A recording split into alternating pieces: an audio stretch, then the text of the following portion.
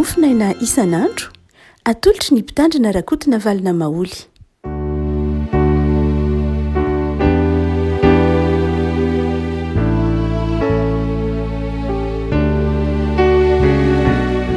Falamiraba tsika riavako malala tratra ity alarobia fa 5 volana oktobra ity ny mofinaina valahatra antsika anio dia ny boky ny Isaia toko 2 Isaia toko 2 andiny 5 ka hatramin'ny andiny 7 naran'i Jesosy. Izao no nazain'i Jehovahandriamanitra izay nahary ny lanitra sy nanenjana azy, izay namelatra ny tany sy ny vokatra avy aminy, izay manome fofinaina ny olona eo aminy sy fanahy an'izay mandeha eo aminy. Izao Jehova efa niantso anao tamin'ny fahamarinana sy ny tantana ny tananao, ary hiaro anao ka hanome anao fanekena ho an'ny olona, ho fanazavana ny jentilisa. Hampahiratra ny masony jamba, hamoaka ny mpifatotra hiala ao an-trano maizina, ary izay mipetraka ao amin'ny maizina hiala ao an-trano famatorana. Izao ny Jehova, izany no anarako, ka ny voninahitro tsy omeko ny hafa, na ny fiderana ho an'ny zavatra voasokatra. Ny amin'ny zavatra taloha dia indray efa miseho, ary zava-baovao kosa no toriako izao, na dia tsy mbola miposaka aza ireny dia ambarako aminareo. Ray Masino, manamasinana amin'ny fahamarinana, ny teninao ny fahamarinana. Amen. Faminaniana ny amin'ny mpanompon'i Jehova na ny amin'ilay Ebedy ave, ilay mpanompon'Andriamanitra izay ho avy hamonjy ny olona, ary azo lazaina ho faminaniana ny amin'ny avian'i Kristy mihitsy ity zara-mofinaina ho antsika ity. Kanefa marina loatra fa faminaniana milaza ny avian'i Jesosy, ny fahafiavian'i Jesosy. Kanefa ny sokatra masina moa marina amin'ny fotoana rehetra, marina amin'ny olona rehetra, dia faminaniana tandrify antsika koa amin'izao fotoana ankehitriny izao, faminaniana tandrify ny mpanompon'Andriamanitra. Inona moa zany no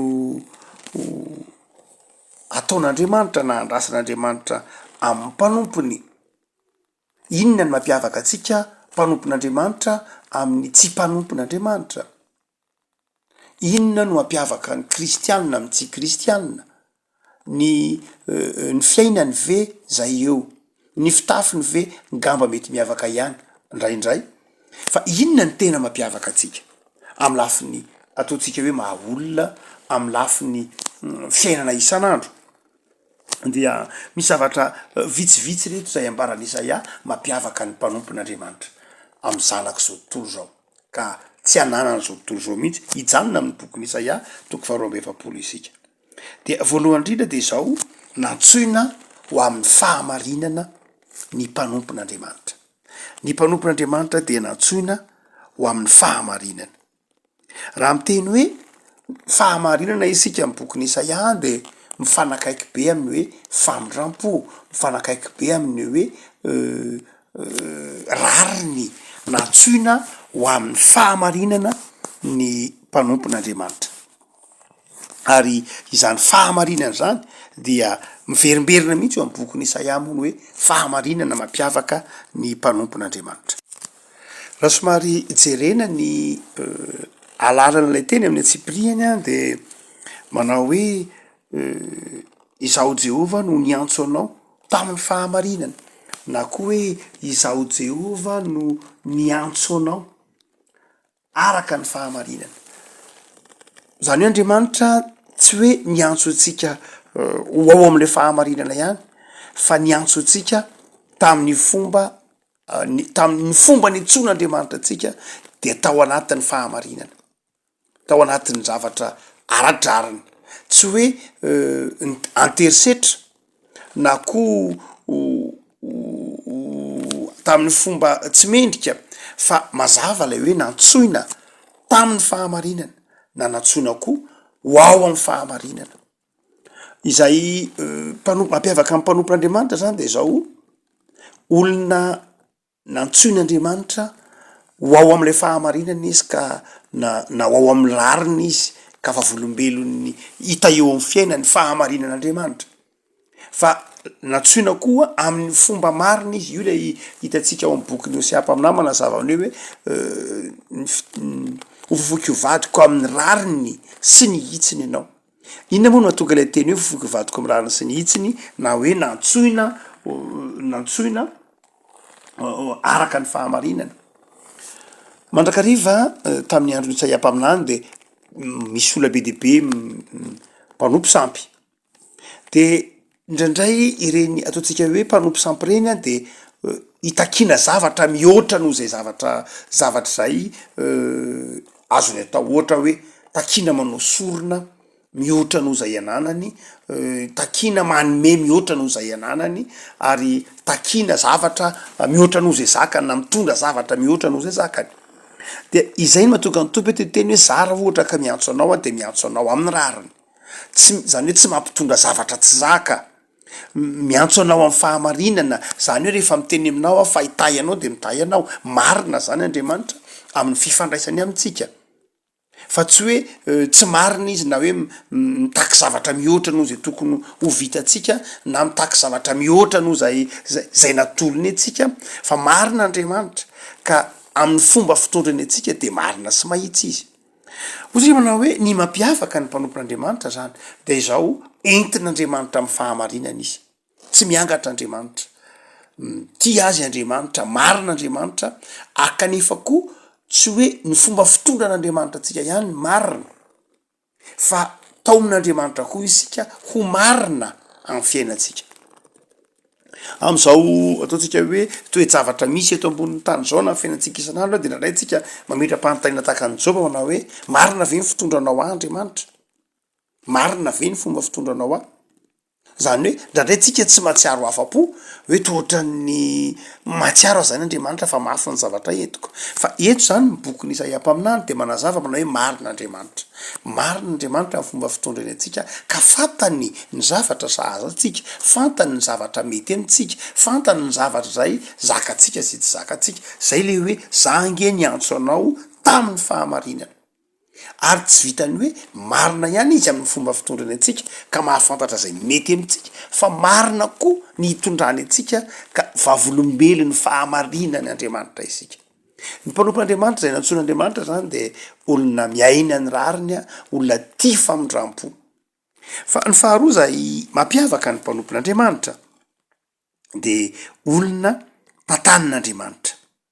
olona tantanin'Andriamanitra. Miverimberina ao amin'ny boky ny Isaiam-paminany hoe Andriamanitra mitantana, Andriamanitra mitantana. Mazava ho azy sary moa zany ny tiany Isaiam-paminany ho takatritsika hoe io Andriamanitra io dia mitantana ny tanatsika. Fa nahoana moa ny hoe mitantana Andriamanitra? Ny dikany hoe mitantana Andriamanitra de milaza hoe tahaky ny zoky izy, tahaky ny ray aman-dreny izy. Ny fakanteny hoe pédagogie dia mitantana no heviny, zany hoe mpitaridalana. Ny atao hoe pédagogue tamin'ny vanim-potoanan'ny moyen âge dia olona iray zay anankinana mitantana ny zaza, mitantana ny ankizy mba hahatonga azy tsy ho very eny an-dalana, mitantana ny ankizy mba hahatonga azy tsy mihinjera, mitantana ny ankizy mba hahatonga azy ho tonga any amin'ny lalana zay tiana hitondrana azy. Eto a de ilay hoe Andriamanitra mitantana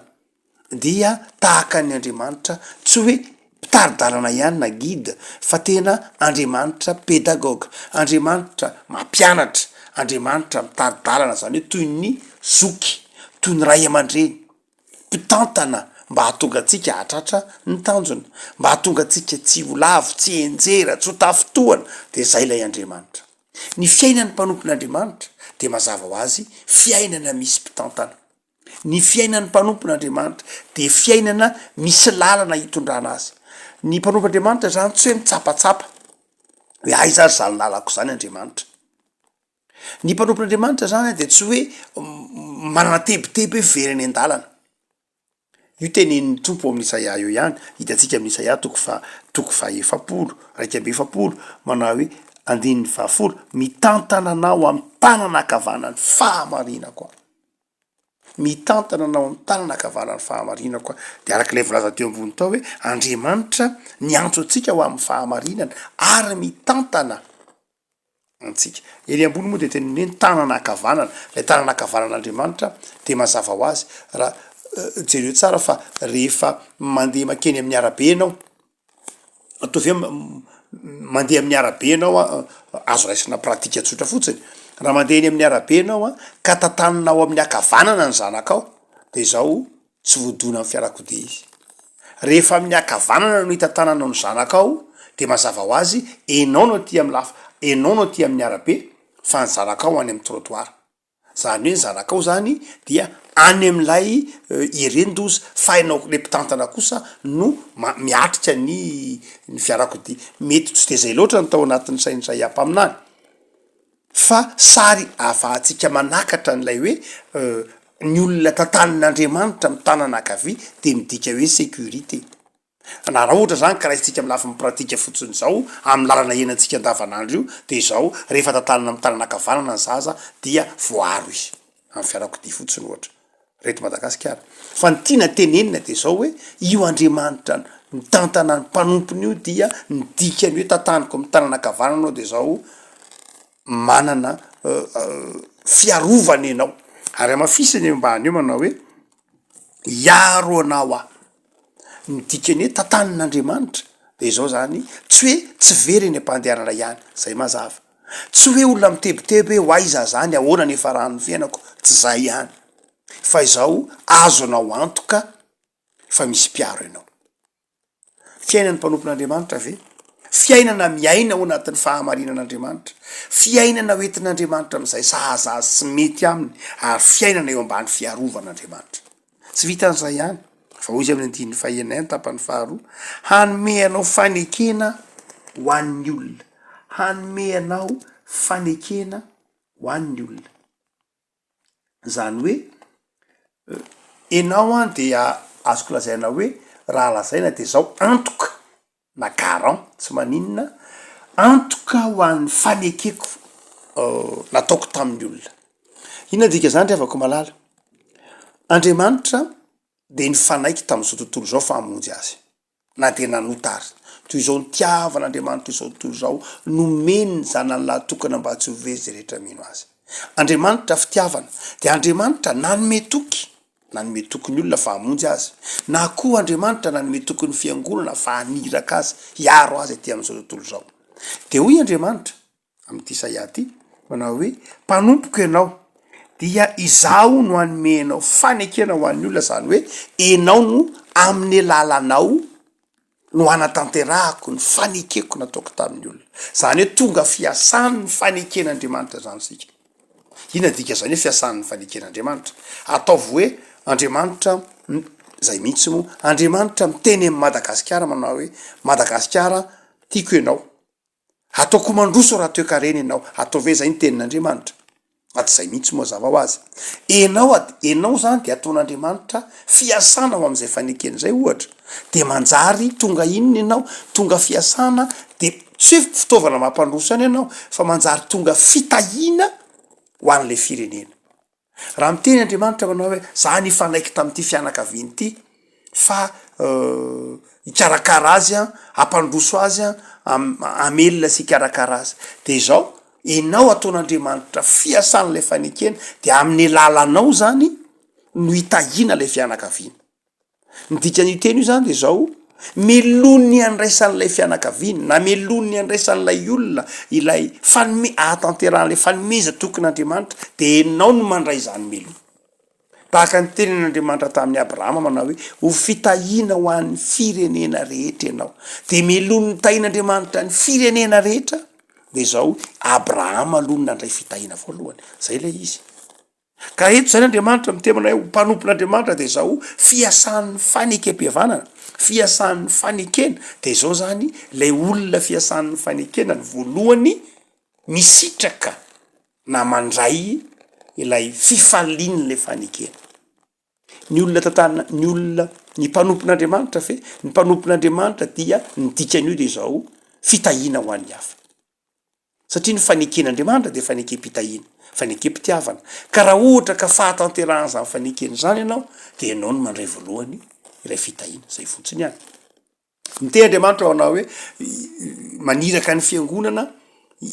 arovana ny fiangonana araka ny tenin'i Jesosy hoe momba an'ireo mandrakariva mba raha mahatonga ny fahataperan'izao tontolo zao dia manome an'izay teny zay Andriamanitra dia ho anao ho an'ny fiarahamonina de enao tonga fiasanja ny fahatanterahany zany de manjary enao zany ny voalohany ampiasain'andriamanitra ahatanteraka le fanomeza tokony midika zany reavako malala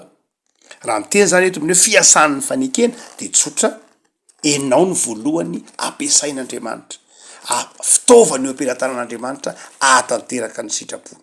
ary sitrapony izay mitondra fitahina fa tsy sitrapony mitondra fahafatesana zany atria fa ny faneken'andriamanitra de faneken'ny fiainana de tsy vitan'izay ihany fo izy manao hoe arak' zany ho fanazavana ny jentilisa io le fanekena izy manao hoe iaro anao aho a ka nomenao fanekena ho an'ny olona zay inony zay fanekena zay fanazavana ny jentilisa melony ny ampazavany jentilisa de enao no mazava voalohany melony afaka ny jentilisa de enao no afaka voalohany melony anona famelan-keloka ho any jentilisa de enao no voafelaheloka voalohany mpanompon'andriamanitra le avako malala de zao fiasan'andriamanitra any anivony zao tontolo zao fiasan'ny inona fiasan'ny faneken'andriamanitra ka mpitondra fanazavana jesoa efa niteny an'io teny io ihany manao hoe ianareo no fahazavany zao tontolo izao afako sambatra angehinao mpanompon'andriamanitra sambatra isika mpanompon'andriamanitra sambatra ny fiangonana mpanompon'andriamanitra ndraindray misy zavatra tsy eritreretinao akory amin'ny fiainana misy zavatra tsy tsapanao akory fa ny fanatrehanao fotsiny de mitondra fanazavana mitondra fifaliana mitondra fiadanana mety tsy safidy an'izay akory ianao azy tsy ao an-tsainao akory zany fa rehefa tonga eo anao de mampisy fifaliana ho an'ny olona rehefa tonga ao anao de mampisy fahazavan-tsaina ho an'ny olona satria tsy enao no safidy an'izay fa Andriamanitra zay ny dikany hoe ianareo ny fahazavana zao tontolo zao itsika no mpitondra le fahazavana tsy avy amintsika le fahazavana tsy atsika le fahazavana fa an'Andriamanitra saingy zao entitsika eo anivony zao tontolo zao zany reavako malala sambatra ianao fa zao ataon'Andriamanitra mpitondra fahazavana ary mihoatra noho zany izy manao hoe ampahiratra ny mason'ny jamba ny mpanompon'Andriamanitra de zao fiasana eo am-pelatanan'Andriamanitra mampahiratra ny jamba inona le hoe jamba betsaka ke ny olona jamba ra-panahy betsaka ke ny olona jamba ra-tsainy betsaka ke ny olona jamba ra-nofo e fa izao ny mpanompon'Andriamanitra de nataon'Andriamanitra ampahiratra an'ireny zay mahatonga atsika manorona sekoly zay mahatonga atsika manorona hopitaly zay mahatonga atsika manorona toerana fitsaboana zay mahatonga atsika manao conférence tory-teny famelam-pianakevitra mba hananan'ny olona fahazavan-tsaina ampahiratra azy ahafantarany hoe izy ahafantarany lalana tokony oleny ahafantarana an'Andriamanitra ravako malala ny dikan'izany de zao mila miasa amin'ny mpanompon'Andriamanitra ny mpanompon'Andriamanitra de nomen'Andriamanitra fahafahana afaka ampahiratra ny jamba fa ny farany revako malala to izy manao hoe hamoaka ny mpifatotra iala ao an-trano maizina hamoaka ny mpifatotra iala ao an-trano maizina na ny maromarina kokoa hamano fatoran'ireo mipetraka ao anaty aizina ialany am'izay zavatra mamatotra azy zay ny azo ilazana an'io zany hoe misy zavatra mamatotra le fiarahamonina dia ny fiangonana ny mpino de natao hamafatorana milony ahafahany miala am'izany fatorana zany anefany de izy efa no ahafahany tompo milony ahafahany mampahiratra ny jamba de izy alony nampahiratin'Andriamanitra voalohany afako malala ndrahan'Andriamanitra ho fitahina ho an'ny firenena ary sika ndrahan'Andriamanitra fitahina ho an'ny hafa fa melo zay de enao aloha ny tahina ataonao ahoana no hamany fatoran'ny hafa raha tsy efa mivahan'ny tompo ianao no zany reavako malala fiainan'ny mpanompon'Andriamanitra de tsotra rono heviny fiainana misy mpiantoka de Andriamanitra fiainana misy mpiantoka ny fiainan'ny mpanompon'Andriamanitra ary io nefa naverimbery ny tompo mandrakariva manao hoe aza dehibe fanahina loatra fa ny fiainan'ny mpanompon'Andriamanitra ange fiainana misy miantoka fa ny faharoa de zao fiainan'ny mpanompon'Andriamanitra de manaiky iantoka zany hoe inona le manaiky iantoka satria no hoe toan'Andriamanitra de tonga koa ianao mba manaiky iantoka manaiky hanafaka manaiky izara manaiky anome manaiky hitory filazantsara manaiky hanazava ataony tsy manana ahoana moa ny anyme raha tsy efa manana izy, ataony maizina ahoana anao nazava ny aizina, fa matoa ianao maafaka manazava ny aizina de satria ianao mazava, matoa anao afaka mampahiratra ny jamba, ahoana no ampahiratanao ny jamba raha tsy ianao ny mahiratra voalohany, tsy hainao kory mbola afaka hoe ty jamba raha tsy mahiratra ianao. No zany de izao tokony atoky an'Andriamanitra ny mpanompon'Andriamanitra, misaora an'Andriamanitra riavako malala, raha ohatra ka asian'Andriamanitra sanatria jamba be dehibe onatria ianao, le jamba tena terenina de hoe raha omen'Andriamanitra asa be dehibe ianao de misaora an'Andriamanitra, aza menimenina ray men'Andriamanitra asa be dehibe, fa matoa men'Andriamanitra asa de tia no mahatoky zay, mahatotolohan'Andriamanitra asa sadidy be dehibe ianao eo anoloanao eo de tian'Andriamanitra ianao zay ho mahatoky. Ary tadidio tsara fa raha omen'Andriamanitra asa be dehibe mandifotra anao azy anao fieritreretanao azy de omen'Andriamanitra anao ny fahafahana manao an'izany, de aoka hisaotra an'Andriamanitra noho ny asa atao. Raha ohatra ka misy olona tia ny tompo afahanao manafatorana amin'ny endrika maro samihafa de misaora an'Andriamanitra, fa ny dikany hoe omen'Andriamanitra asa de omen'Andriamanitra fitaovana hoentina miasa. Ianao aza olombelona raha ohatra ka maniraka zaridaina, mpanao zaridaina ande hikarakara zaridaina de tsy maintsy omenao azy ny fitaovana hiasana ka maika fa Andriamanitra. Ianao olombelona mpanota aza mahafantatra hoe raha maniraka ny ty olo ty ampiasaiko a de omeko azy ny fitaovam-piasana, nefa itsika olombelona mpanota ka maika fa Andriamanitra no aniraka atsika hanafaka ny jentilisa, hanafaka ny mpifatotra, nazava ny jentilisa, inona moa tsy omen'Andriamanitra atsika. Zany riavako malala, aza de mitaray tanamepaka amin'ny asan'Andriamanitra, fa ny mpanompon'Andriamanitra iantohan'Andriamanitra, iantohan'Andriamanitra ianao mba afaka hiantoka, afaka hamonjy, afaka ho fiasan'ny faneken'Andriamanitra, etohan'Andriamanitra ianao mba ho afaka hanafaka,